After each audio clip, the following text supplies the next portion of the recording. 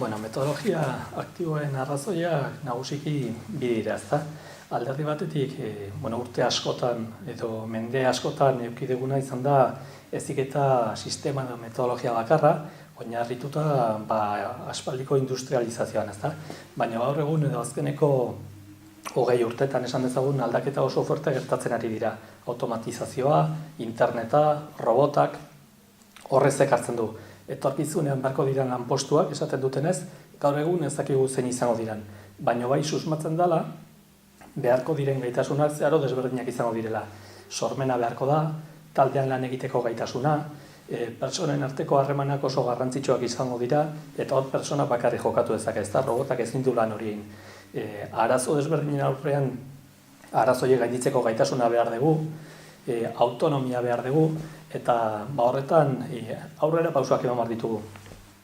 Hori da arrazoietako bat, metodologia berrietarako. Beste arrazoi bat da baita ere, ikusten dugula eta azken ikerketetan ikusten da metodologia berriek laguntzen digulatela alderdi batetio gaitasun horiek lortzen, eta bestalde direla metodologia batzuk ikasle mota desberdinak barneratzen ditunak edo integratzen ditunak. Hau da, gure esperientzian ziur ikusi dugula persona asko daudela ikasketa prozesuan edo eskolatan nolabait gainditu ez dutenak edo ikasi ez dutenak, ez dute esitoa izan, esan dezagun erabatetara, baina bestalde beraien bizitzan ikusten dugu argi eta garbi izugarrizko gaitasunak erakusten dituztela. Beste erabatetara ikasteko gai izan dira, ezta? Metodologia aktiboen barruan oso interesgarriak dira PBL-ak. PBL hizkiek, ingelesez, Problem Based Learning esan nahi dute. Arazoetan oinarritutako egoerak beraz. Ikaslei arazo bat, erronka bat ematen zaie eta beraiek askatasun osoz arazo horri erantzun bat bilatu behar diete. PBL hauek ezaugarri hauek dituzte. Lehenengoa, ikaslea da protagonista. Bigarrena, konpetentzietan oinarritzen da. Konpetentzietan edo adimen anitzetan.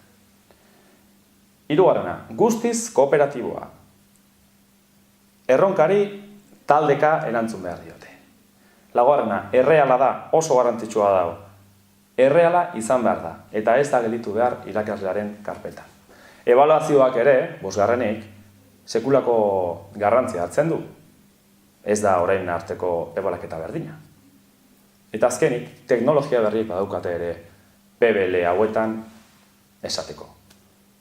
Alde batetik zereinak egiteko, eta bestetik ebaluaketa hobetzeko. Metodologia aktiboetan kontuan hartu beharreko beste gauza garrantzitsu bat, adimen anitzen teoria dira.